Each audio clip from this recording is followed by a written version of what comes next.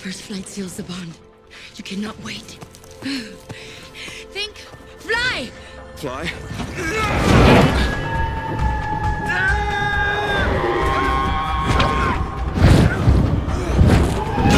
God damn! Oh, shit!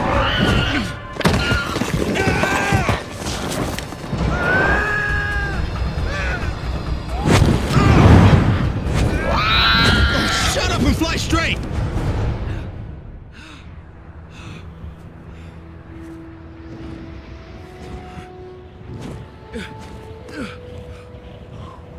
That's it.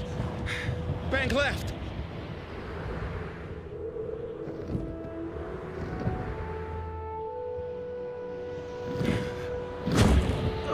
Level out. That's it.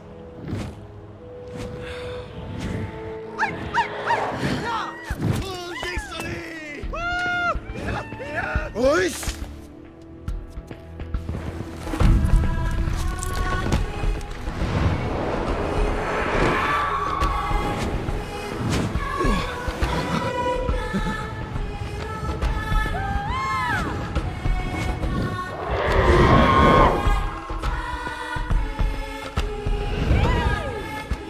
Hey!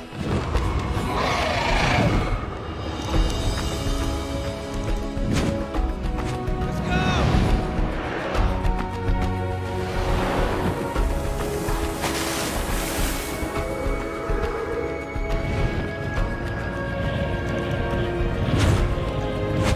Yeah, baby, I got this! Oh, shit!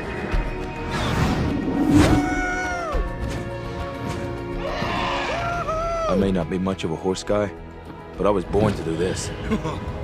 Yeah,